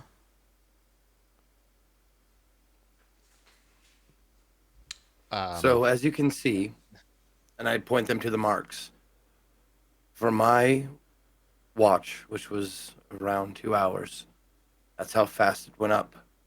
And we've been milling about getting everybody up for the past 10 minutes. So you can probably tell how high it is now. So we should get out of here, or should we stay here? Or what say you all? Ramus said this will be here for 24 hours, but I don't know how long this storm will last. Yeah, when you say that, we get the big graphic on the screen of how many hours there are left. Yeah. 16. It'd be 16, yep. Yeah. It's all in, it's like control style, all giant white. Yeah. Yep. 16 hours remaining. Yeah. Well, the temple will protect us until that time is up, but if we're buried underneath a bunch of ash, that's not going to be good when the temple fades. Can you move this temple with us in it? No, that's not something I can do. Yet. Who knows Well said, what Bird. powers will come in the future? What about you? Can you, I don't know, move us through this storm somehow, Broken Promises? My powers of locomotion are limited to myself and sometimes one passenger, and that's all. I can change into an animal and fly out, but as far I can't get everyone. Me or maybe one other if we need to, in emergency. Well, we saw what happened when you were out there. I don't even want to think about what would happen if you got stuck out in the wind in this storm. We might not be able to get you back. Well, the terrible part about this is that we have no way of knowing how long this will last. This is not a place any of us are familiar with. It may last 100 years. May end in a second. I don't know. Right. I don't find it a coincidence that once this place was built, it suddenly started storming here. I think there's more to this place than we realize. Well, and I say this in Infernal, or I say this in Common, excuse me. I say this part in Common. I make sure to say Amira's name and look at her. Yeah. Actually, I'm going to say that talk to her first. Amira, I'm going to tell them what you felt. Is that all right with you? What do you mean, what she felt? She nods. All right. And I say in Common, Amira, when she woke me up from my watch, she felt inside that this place had this realm had intention, and the intention was to possibly to harm us, to bury us, to make us forgotten. The feeling of this realm is what she felt. I don't feel it as strongly, but I believe her. And So to clarify, Maharib, place... Amira says in Giant, so only Maharib understands.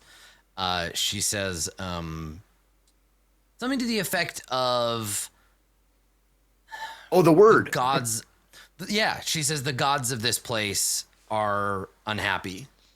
Much like if you don't pray to, like, it's a primordial concept and you don't really pray to a river anymore or anything, but like it's a thing that got entered into giantish culture where you just keep doing it even though the primordials are all asleep or gone. But basically she's like, this place is mad that we're here. and it's trying to like tell us. It's trying to show its anger.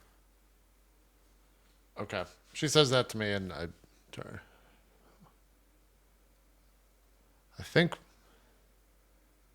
think we need to go back. Well, no, the room's gone. We never sacrificed anything, broken promises. I think that's why they're upset. Whoever controls this place. We're here without a fair exchange. Well, and I point to the fire behind me. That is your creation, not Anything theirs. you have to. It's all symbols. I would hate to sacrifice something and have it mean nothing. If it means nothing, I it wasn't think- a sacrifice. I think it's more the act, the ritual, the sentiment, than the place that you do it. I would imagine. If I were a god, I wouldn't mind it if you made do with what you had. Well, what are you sacrificing?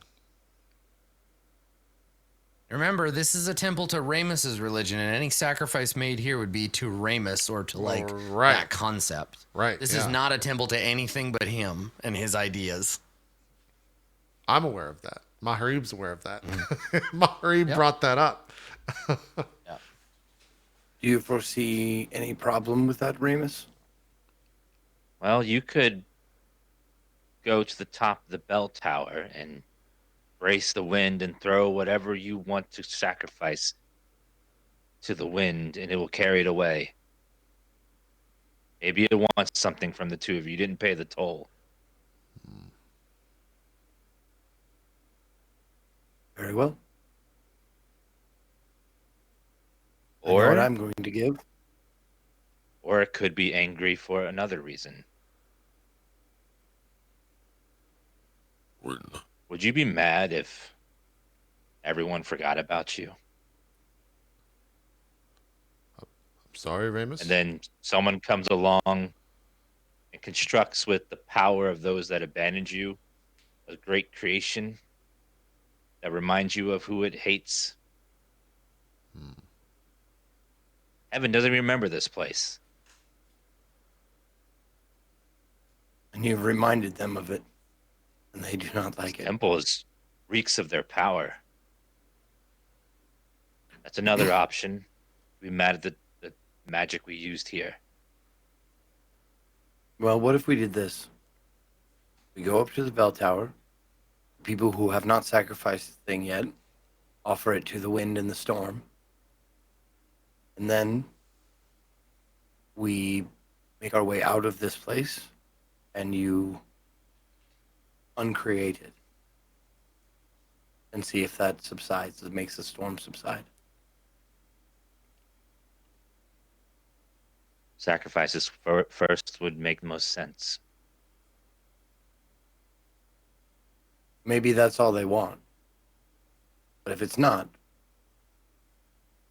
maybe this feels like a The lesion feeling we'll know. Yeah. to them.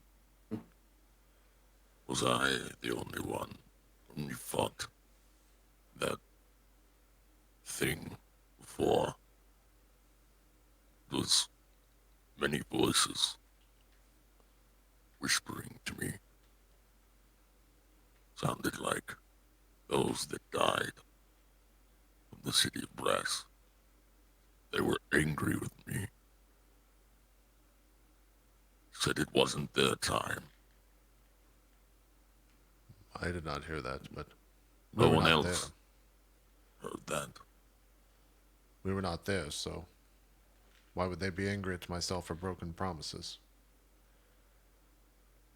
If I had to guess, this creature is, or this place is using the things that you are ashamed of or fear or you try to hide inside, uses that against you.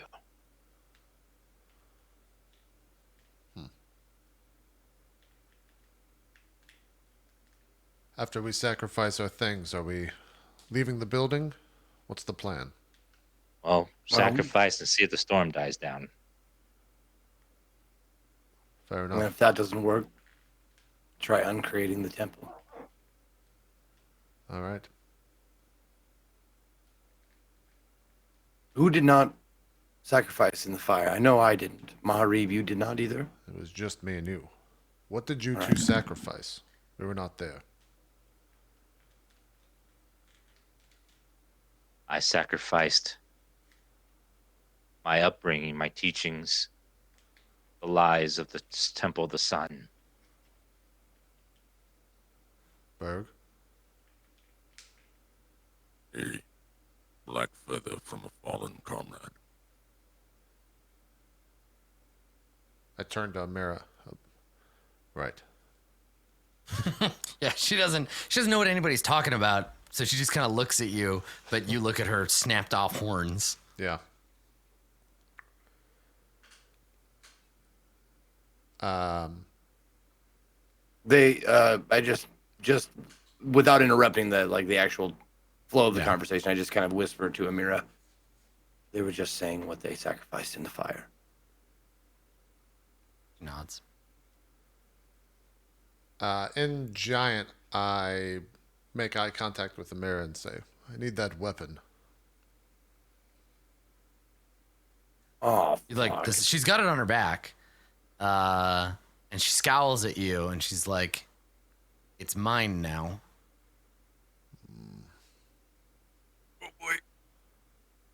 I don't have anything else left to sacrifice except that weapon. She shakes her head.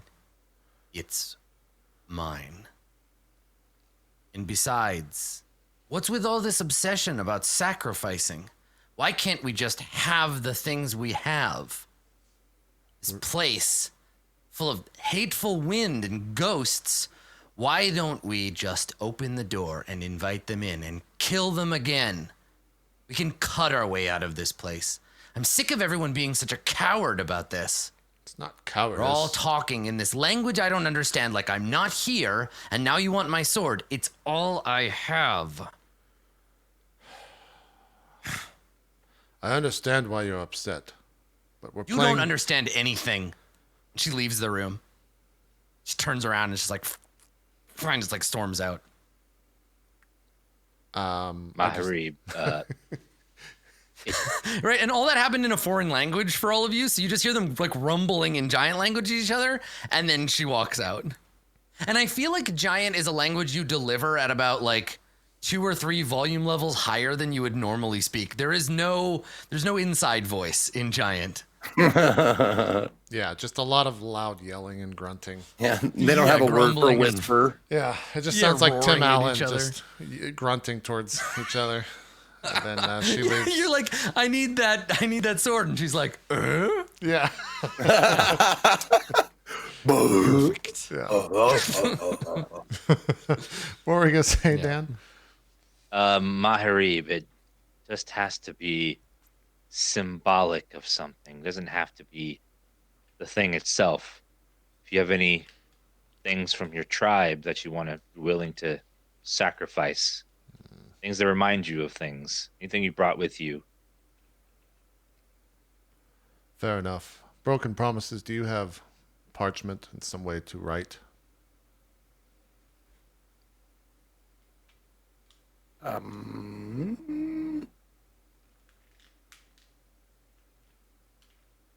I don't have anything like that in my inventory. I but- tear you out a page of my book at the back and hand it to you with a piece of charcoal. Okay.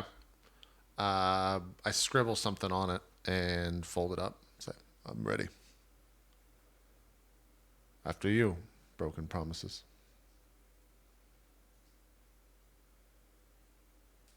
I walk. Yeah, we go up to the top and I assume she's in front. Actually, before I go,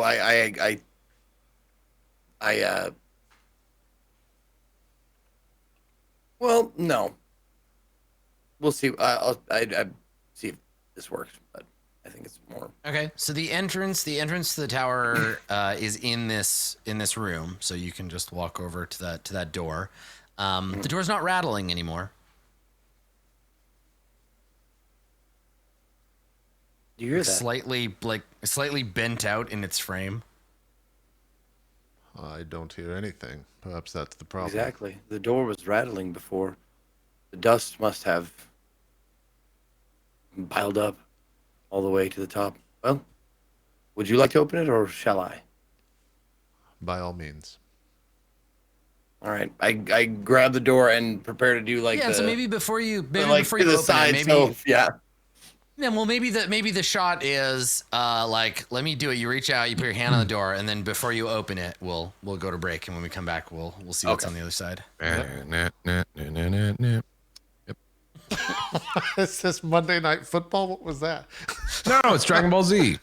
Okay. All right. Hey, Max. What will happen after the door opens? Will the dust consume them all, or will they finally be rid of their burdens? Find out after this break. Hey, Max. I got some stuff on my face. Will Max clean off the little bit of mayonnaise he has on the side of his lip? Find out when we come back. We'll be right back with more of this show right after this. We'll see you guys then.